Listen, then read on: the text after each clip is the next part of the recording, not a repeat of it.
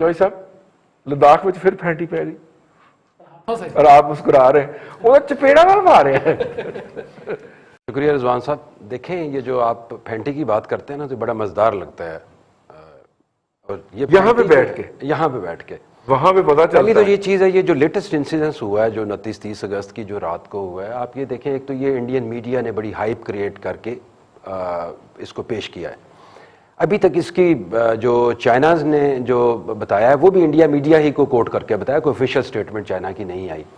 जो फैक्ट्स हैं आज उनकी वेबसाइट है उसके ऊपर इंडियन मीडिया को कोट करके खबर, इंडियन मीडिया को कोट किया है। अभी देखें जिस तरीके से जुनूनी किस्म का इंडिया मीडिया है और जिस तरह की वहाँ की लीडरशिप है, वो फेक भी हो सकता है, बट लेकिन एक कुछ चीजें बड़ी प्रोमिनेंट हैं। लेकिन जब टेंशन जरूर है, चाइनीज ने जब दे दिया तो इसका मतलब है कि उन्होंने कंफर्म कर दिया कि हाँ से कुटे है। अच्छा रिजवान साहब देखें, टेंशन तो है, जो चाइना ने अचीव करना था वो कर लिया। जो पर्टिकुलर एरियाज थे जिसके अंदर हॉट स्प्रिंग का एरिया हो या फिंगरफिश का एरिया हो, मुझे तो लगता है का एरिया हो, अचीवमेंट की तरफ बढ़ रहे हैं। नहीं, मैं आपको बताता हूँ। देखें, होता ये है, वो जो मैं सियाचिन में रहा हुआ हूँ, मैंने ऑपरेट किया है कोई 1 साल, हमने वो एरिया को मैं बड़ी अच्छी बखूबी जानता हूँ। होता ये है, जो इस टाइप के जो ग्लेशियर्स टाइप के एरियाज होते हैं, जो वहाँ पे जब कोई भी कैप्चर कर लेता है तो वो वकेट कराना बड़ा मुश्किल हो जाता है। तो एग्जैक्टली मैं एक एग्जांपल ऐसे देता हूँ, जिस तरीके से हिंदुस्तान ने हमारे साथ सियाचिन में किया था, फिर दोबारा हमें वो पोजीशंस लेनी बड़ी मुश्किल पड़ गई थी। तो अभी ये जो चाइना ने जो अचीव करना था वो कर लिया। अभी हिंदुस्तान के पास क्या ऑप्शंस हैं? इंडिया की पूरी कोशिश है किसी ना किसी तरीके से इसको पूरा निगोशिएट जो कर रहे थे डिप्लोमेटिक लेवल के ऊपर, मिलिट्री लेवल के ऊपर, जो वो ऑलमोस्ट नाकाम हो गए हैं। वो जो चाह रहे हैं कि जो स्टेटस को है उसको बरकरार रखा जाए, जिस पे चाइना उस चीज़ पे रेडी नहीं है। लेकिन इंडिया के पास जो ऑप्शन है वो ये है कि इंडिया क्या करे। पहली ऑप्शन तो ये है कि वो फुल फ्लैज उसको रिटेलिएशन पे जाए और इसी पे जंग लड़े, और इंडिया को भी ये पता है कि वो लेना बड़ा मुश्किल है क्योंकि ऑलरेडी ऑक्यूपाइड पोजीशंस हैं चाइना की तरफ से। दूसरी ऑप्शन हिंदुस्तान के पास ये आ जाती है कि वो जो एरिया है, जो कम स्ट्रेंथन एरिया हैं चाइना की तरफ से, जहाँ पे कम मिलिट्री की प्रेजेंस है, वहाँ पे कोई एडवेंचर करे। जो अगर आपको याद हो, जो CDS जो है हिंदुस्तान के जनरल बिपिन ने भी एक बताया था कि हम मिलिट्री वेंचर कर सकते हैं अगर ये स्टेटस को ना होता। तो अगर इन केस चाइना की जहाँ लेस प्रेजेंस है वहाँ हिंदुस्तान कोई मिस एडवेंचर करता है, लेकिन फिर दूसरी चीज़ उनके ज़हन में ये भी होनी चाहिए, हिंदुस्तान जो डेफिनेटली, क्योंकि वहाँ पे थिंक टैंक्स प्रिवेल करते हैं, वो ये भी सोचेंगे क्या इसका जो फॉल आउट होगा, कि रिटेलिएशन होगी, क्या वो अफोर्ड कर पाएंगे। तो हिंदुस्तान के लिए बड़ा क्रिटिकल टाइम है, और अगर वो ये इसका बदला लेते हैं यहीं पे इस प्रेजेंट एरिया में, वो नामुमकिन है, क्योंकि मैंने आपको जोग्राफिकल एरिया की लोकेशंस और उसकी प्रॉब्लम बता दिए हैं कि जो डोमिनेंट प्लेसेस होती हैं उनको नहीं कर सकते, और जो दूसरा लेस ऑक्यूपाइड एरियाज हैं वहाँ पे वो कर सकते हैं, लेकिन वो एक उसका जो फॉल आउट आएगा, जो क्या हिंदुस्तान इस चीज़ को अफोर्ड कर सकेगा, वो एक बड़ा क्रिस्टल क्लियर है, जो मेरा नहीं। अच्छा होगा क्या? अभी देखें, मेरे ख्याल के अंदर ये ऐसा ही चलता रहेगा, छोटी मोटी टेंशंस हैं टैक्टिकल लेवल के ऊपर, ये चीज चलती रह जाएगी, दोनों मुल्क अफोर्ड नहीं कर सकते। वैसे अपना आपकी बात बड़ी होती है, LOC पे भी इस तरह की रोजाना कोई ना कोई होती रहती है पाकिस्तान के साथ भी, लेकिन जिस तरह हाइप इंडियन मीडिया ने उसको दी है और जिस तरह हाबड़ दाबड़ डाली हुई है उन्होंने, ठीक है ना, तो इस हाबड़ दाबड़ के नतीजे के अंदर वो चीजें जो है ना वो खामखा इंटेंसिफाई हो जाती हैं, लोग जो है वो पैनिक का शिकार हो जाते हैं। यार लाख फौज बैठी हुई है आई बाल टू आई बाल, तो इतना एक तो रोजाना वैसे नेचुरल कैटास्ट्रॉफी की वजह से कैजुअलिटी हो जानी चाहिए ना, 1-2 जो है। देखिए, उनका जो डिफेंस मिनिस्टर है शंकर, उनकी आपने स्टेटमेंट देखी होगी, फिर उनके जो CDS की स्टेटमेंट्स देखी होंगी, फिर आप ये देखें कि उनको फेस सेविंग भी चाहिए। बीजेपी का क्या स्टैंड है? बीजेपी ने वो अच्छा पड़ते जा रहे हैं, वो फेस सेविंग पब्लिक जो है, एक उनकी पब्लिक और एक उनका मीडिया, वो उनको वो कंपनसेट करने के लिए, बताने के लिए कि हम कुछ करने जा रहे हैं, हम टॉलरेट नहीं करेंगे हम। अच्छा, फिर दूसरा ये इंटरनेशनल सिंपथीज भी लेनी चाहिए, लेते हैं ना ये, क्योंकि जिस तरीके से इंटरनेशनल लेवल के इंटरेस्ट जो अमेरिका का मिडिल ईस्ट से इंटरेस्ट खत्म हुआ, फार ईस्ट की तरफ जा रहा है, और India is the best for the USA, वो स्ट्रेटेजिक पार्टनर है उनका, तो वहां वो भी कुछ ना कुछ कैश करना चाहते हैं। तो ये टोपी ड्रामा ज्यादा है। अगर आप सोचते हैं मैंडेस कुछ भी करा सकते हैं, मतलब शायद वो इंडिया को, अमेरिका को शिकायत लगाना चाह रहा है कि मैनू मारा है, हाँ, अच्छा देखिए ये होती है मैडनेस है। तो जिस तरीके से मोदी साहब की पर्सनैलिटी है मैडनेस की, और जिस तरीके से बीजेपी की है, वो कुछ भी हो सकता है, लेकिन इस लेवल पे वो नहीं जाएंगे कि वो जंग पूरी फुल फ्लैज हो जाए। ठीक है चाचू, एक तो ये सूरत हाल हो सकती है ना कि वो अमेरिका को शिकायत लगाना चाह रहा हो कि बड़े भाई ने इन्होंने मैनू मारा है, जरा तुसी फैंटा लाओ जरा। दूसरा ये भी तो हो सकता है ना कि चाइना जो है वो बर्फबारी अभी शुरू नहीं हुई, महीना 1.5 महीना है चाइना जो है, और अब जब उसका अगला ऑफेंसिव हो सकेगा तो फिर बर्फबारी जब मार्च अप्रैल में जाके पिघलेगी बर्फ तो फिर हो सकेगा ना। तो चाइना की ये भी तो कोशिश हो सकती है ना कि मैं मैक्सिमम स्पेस गेन कर लूं, कि उसके बाद अगर मुज़ाकरात हों भी ड्यूरिंग स्नोफॉल और दोनों साइडें अपनी अपनी पोजीशन पे दबक के बैठी हों, तो उस वक्त जो है वो मैं अपर हैंड पे मुज़ाकरात की टेबल पे जाऊं। ये इस तरह की भी तो कोई मूव हो सकती है। ऐसी मूव 2 दफा हो चुकी है, आपको याद होगा। इंडिया ने सियाचिन में की थी, हाँ। पाकिस्तान ने कारगिल में की थी। ठीक है, पाकिस्तान सियाचिन से अपनी जगह वापस नहीं ले सका, लेकिन अनफॉर्चुनेटली हमें शदीद नुकसान के बाद कारगिल खाली करना पड़ा।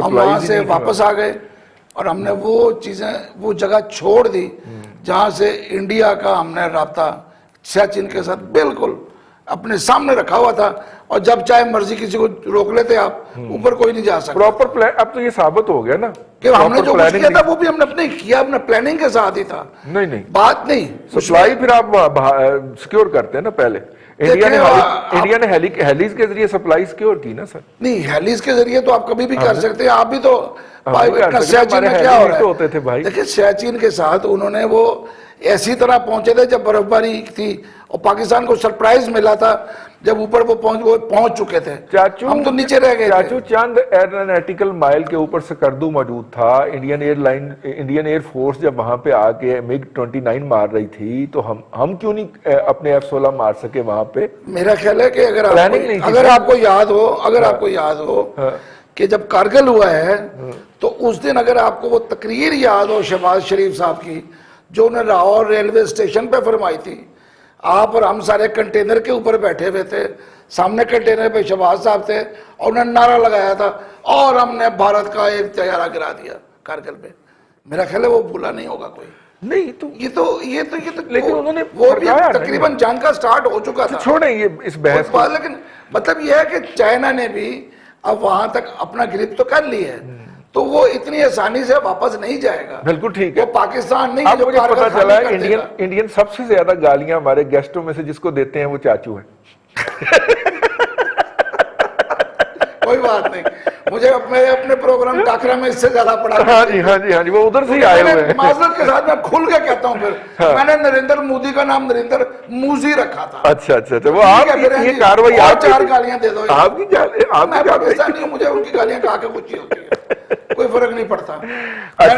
मैंने अपने बुजुर्गों से अपने उन अजीजों की लाशों का सुना हुआ है जो 47 में पाकिस्तान आते हुए नहीं पहुंच सके थे। ठीक है। और जो रास्ते में काट दिए गए, मार दिए गए, जिनके जिस्म टुकड़े टुकड़े कर दिए गए। चल, मुझे वो याद है अभी, तो मैं मूजियों को मूजी ही कहता हूँ। ठीक, ऐसी कोई बात नहीं, नई नस्ल भूल गई होगी, मेरी नई नस्ल को याद है, मैंने उन्हें बताया हुआ है। ठीक। बात ये है कि अब चाइना चूंकि अपर हैंड पे है, इस वक्त इंडिया को तकलीफ ये हो रही है कि वो जो कुछ बेहतर इलाका था जहां से वो उनको रोक सकते हैं इंडिया को, वो उन्होंने चाइनीज ने ले लिया है। खतरा मजीद ये है कि वो चाइनीज मजीद आगे आएंगे। देखें भूटान, नेपाल का एकदम खड़ा होना, उन्होंने अपना नक्शा चेंज कर दिया। उन्होंने कहा जी ये चीजें कुछ उसके साइडवेज भी हो रहा है, आप वो लतीफा और विंग्स भी हैं। आप वो लतीफा सुना रहे हैं कि एक साहब को एक गाड़ी टक्कर मार गई, तो वो उठ के तो रोना शुरू हो गए। उसने कहा यार शुक्र करो जान बच गई। उन्होंने कहा नहीं, गाड़ी के पीछे लिखा था कि अच्छा दोस्त फिर मिलेंगे, तो ये दोबारा आएगा। तो इंडिया को भी लगता है कि चाइना और मारेगा आगे और आएगा।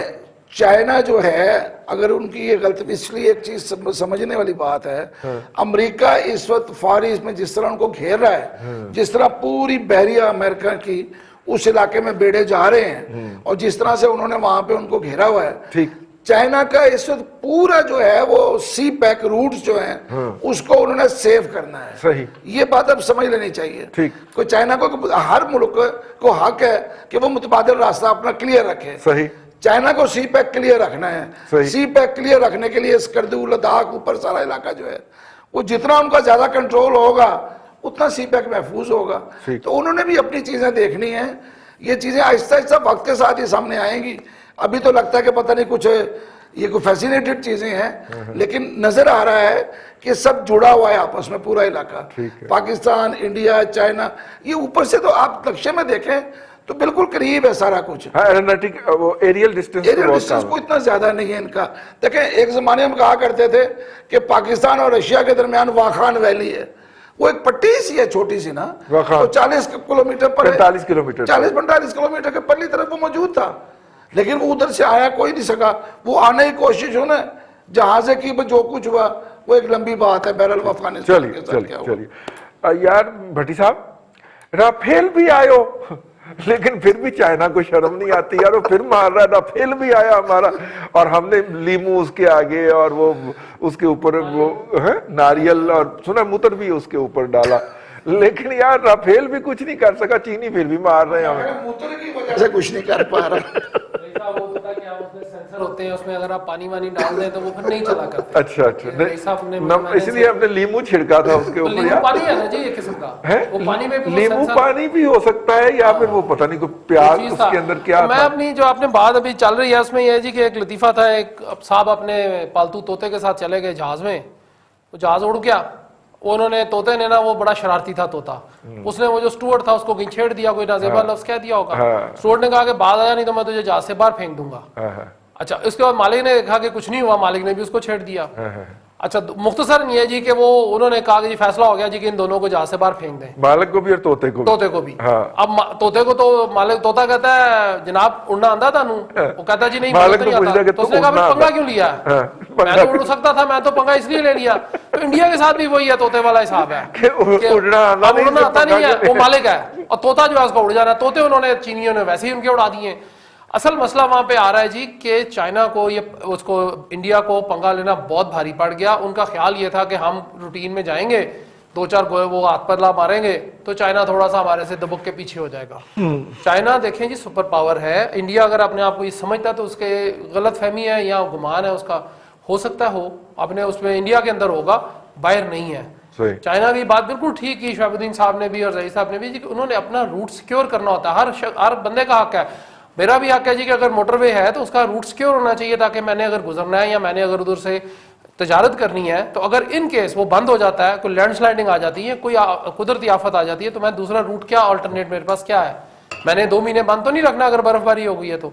और उसको इस हद तक किया। अब उसके बाद हुआ क्या कि उन्होंने जो वहां पे एक रिवर है जिसको वो पोंग गोंग कहते हैं कि पता नहीं क्या अपनी जुबान में कहते हैं, बहरहाल इसी किस्म का नाम है।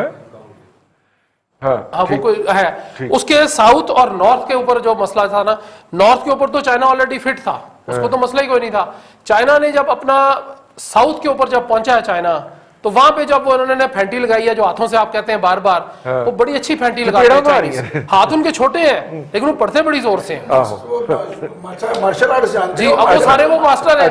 अब वो इसी जगह मारते हैं कि बंदा वैसे ही डर पर होके जुबान शुबान बाहर आ जाती है, बंदे की आंखों के आगे वैसे ही अंधेरा आ जाता है। और वैसे ही जब आप वो पी के आए हो मखसूस चीज वो गाय की, तो उसके बाद फिर वो बचता ही कुछ नहीं बंदे का, तो वो नशा आ जाता है। तो वो उन्होंने मार मार के फैंटी लगा लगा के, जब उनको पता चल गया कि एक दफा ये हो गया, ये 3 महीने से स्टैंड ऑफ जारी है, 3 महीने से उन्हें पता है जी कि चाइना जो है वो हमें थप्पड़ मार मार के मार देगा, तो जरूरत क्या पंगा लेने की? मतलब उड़ना नहीं आता तो क्यों उड़ते हैं? तो यही हाल राफेल के साथ किया उन्होंने कि उसको उड़ाना किधर था, फिट किधर कर दिया, वो फेल होना ही होना था, वो फेल हो गया।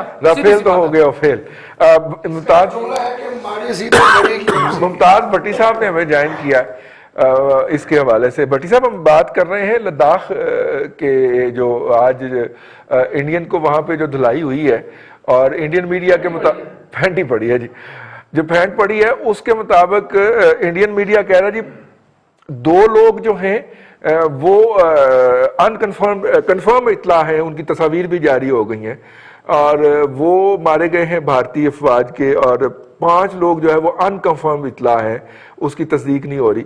लेकिन बहरहाल कैजुअलिटी तो हुई है इंडियन की, और चाइनीज अपना आपको पता है कुछ नहीं बताया करते, और उन्होंने कुछ नहीं बताया। तो I mean how do you see it, क्या चीजें दोबारा इंटेंसिफाई हो रही हैं कि बर्फबारी से पहले दोनों साइड मैक्सिमम प्लेस गेन करने की कोशिश कर रही हैं? देखिए रज़ा साहब, पिछले 1 वीक से एस्केलेशन दोबारा जो है वो हो रही थी। गो के दोनों के दरमियान बातचीत भी हुई, कमांडर्स लेवल के भी ऊपर भी हुई, दफ्तर खारजा की सतह के ऊपर भी हुई, लेकिन कुछ मूवमेंट्स जो है वो इंडियन आर्मी की हुई पिछले कुछ अरसे के अंदर, कुछ अरसे नहीं बल्कि कुछ आप कह लें हफ्तों के अंदर जो है वो मजीद वहाँ पे नफरी भेजी गई, और बल्कि LOC से कुछ दस्ते जो है वो हटाए गए हैं और वहाँ पे भेजे गए हैं। इसी तरह चाइना ने प्लेसमेंट की है अपनी एयरफोर्स को भी, और उन्होंने नई जो इंडियन कहते हैं कि वहाँ पे नए इंफ्रास्ट्रक्चर जो है वो कायम किए जा रहे हैं, इंक्रोचमेंट्स की जा रही हैं, इंक्रोचमेंट कहते हैं, लेकिन चाइनीज कहते हैं कि वो अपनी स्पेस जो है उसको ऑक्यूपाई कर रहे हैं। तो बेसिकली ये उसका इशू था। सेकेंडली, जो दोनों ममालिक के दरमियान एक प्रॉक्सी है मुख्तलिफ ममालिक के अंदर, जैसे नेपाल हो गया, और फिर अमेरिकन को बहुत ज्यादा बैकअप इंडिया जो है वो उनका पैरासाइट बना हुए हैं, और जो इंडो चाइना सी है वहाँ पे जो मामलात हैं, ये सारा बिल आखिर जो है वो इसके अंदर ट्रांसलेट आके हुआ है, बावजूद इसके कि डायलॉग जारी था दोनों ममालिक का, लेकिन फाइनली ये एक और एपिसोड हुआ। जो सूरत-ए-हाल है उसको देखते हुए और जो मोदी के अज़ाइम है और जिस तरह की उसकी रीजन के हवाले से पॉलिसी है, रिजवान भाई साहब कोई बात नहीं है कि इस तरह के मजीद वाक़यात वहाँ पर पेश आए, क्योंकि साहब बहादुर की थपकी है पूरी, और साहब बहादुर की थपकी के नतीजे में जो मोदी का हौसला है, एक तो उसके अपने अज़ाइम जो इंतहा पसंदी पर मबनी है वो तो है ही, दूसरी तरफ से थपकी की वजह से जियो स्ट्रेटेजिक एक खेल है जिसमें इंडिया एंटर हो चुका है, और ये उसी तरह की प्रॉक्सी वार जिस तरह की हमने भुगती है पिछले, आप देख लें ना, 90 से ऑनवर्ड हमने 90 से ऑनवर्ड कभी फिरका वराना वो भुगता, किलिंग्स भुगती, फिर अफगान वार, फिर तालिबान को भुगता, अभी तक भुगत रहे हैं। तो इसी तरह अब इंडियन उस फेज के अंदर दाखिल हो गया हुआ है। सेकुलर फेज तो पहले ही उनका मसक हो चुका था, वो आपने देख लिया अक़लीतों के साथ कश्मीर के अंदर जो कुछ, लेकिन यहाँ से जो चाइना के साथ इनकी प्रॉब्लम है, अगर ये एस्केलेट होती है, इजराइल चाहे इनको सपोर्ट करे, इनके साथ अमेरिकन खड़े हुए हैं और काफी पावर्स हैं, बरतानिया, फ्रांस वगैरह, लेकिन एट द एंड रीजन के अंदर इन्होंने ही रहना है। अमेरिका और फ्रांस और इजराइल बहुत दूर बैठे हुए हैं, तो रीजन के अंदर ये अगर एस्केलेशन करते हैं चाइना के साथ, तो इसका खमियाजा तो इनको भुगतना पड़ेगा, और इन द लॉन्ग रन मजीद वाकयात इस तरह के भी पेश आएंगे, बल्कि इससे बढ़कर हो सकता है कि चीन अपनी पोजीशंस को आगे बढ़ाए, और वो तो क्लेम करते हैं कि ये हमारा आगे भी एरिया पड़ा हुआ है। ये तो बातचीत के लिए वो थोड़े पीछे हटे थे, आपको मालूम है फिंगर 5 से फिंगर 4 तक वो गए थे, उससे आगे तक उन्होंने एरिया पहले घेर रखा हुआ था। तो ये सारी सिचुएशन के अंदर ये मामला खत्म होता हुआ दिखाई नहीं देता। इंडियन इसको ठंडा करना भी चाहे, रिजवान साहब, ये बड़ी इंपॉर्टेंट बात है कि वो क्या कहते होते हैं, पंजाबी का एक जो मुहावरा है कि वसन नहीं देंदे मुंडे गली दे, ये उसको अमेरिकन जो पीछे बैठी दीगर कुत्ते हैं, ये उनको इसके ऊपर मजबूर करते हैं, सबज बाग दिखाते हैं। लगता यह है कि मोदी ने अपनी जो एक बनी बनाई इकोनॉमिक सिस्टम था उसको तबाह करने का और इंडिया को वापस जो है पुराने पत्थर के जमाने में धकेलने का फैसला किया हुआ है, और ये इसको धकेल के रहेगा। बिल्कुल ठीक है। जॉय साहब, आप कोई बात कहना चाह रहे थे? मैं ये बात करना चाह रहा था कि अगर जो एग्जैक्ट सिचुएशन जो मिलिट्री की जब वॉर होती है, हिंदुस्तान और चाइना का जो रेशो बनता है, कंपैरिजन बनता है, या पाकिस्तान का और हिंदुस्तान का जो बनता है, आप अगर मिलिट्री तारीख उठा के देखें तो कभी भी आपको ऐसा नहीं मिलेगा कि एक छोटे मुल्क ने बड़े मुल्क पे कब्जा किया हो, या छोटा सा एरिया पे उसको कैप्चर किया हो कोई भी एरिया। एक तो ये चीज़, और दूसरी जो चीज़ भट्टी साहब जो नहीं, आप इससे कहना क्या चाह रहे हैं? मैं ये कहना चाह रहे हैं कि लेकिन इंडिया भी बहुत बड़ा है, देखिए इंडिया बहुत बड़ा है, और चाइना भी बहुत बड़ा है। इंडिया चाइना हिंदुस्तान से 5 टाइम लाइक डिफेंस बजट देख लें, उनकी मिलिट्री पावर देख लें, तो ये पॉसिबल नहीं है हिंदुस्तान के लिए कोई कैप्चर उनका कर ले। इसी तरीके से पाकिस्तान, और आप देख लें हमने 3 जंगें लड़ ली हैं और हिंदुस्तान का और हमारा मुआवजा आप करें तो वो भी एक बड़ा मुल्क है, बड़ा मुश्किल हो जाता है कैप्चर करना। अच्छा, दूसरी जो चीज़ है ना, ये बड़ा आसान हम कह देते हैं कि अमेरिका या इजराइल सपोर्ट कर देगा, लेकिन कोई भी मुल्क फिजिकली आके नहीं आता, ये खाम ख्याली है हिंदुस्तान की। हाँ, इंटेलिजेंस सपोर्ट होगी, कोई इक्विपमेंट हो गया, कोई छोटी मोटी इमदाद होगी, ये हो सकता है, लेकिन अगर हिंदुस्तान सोचता है कि फिजिकली और उनकी जो इस तरह की लीडरशिप है, अगर वो इस लॉलीपॉप में आ जाते हैं कि कोई मुल्क फिजिकली आके उनकी जगह लड़ेगा, ये नामुमकिन है। बिल्कुल ठीक।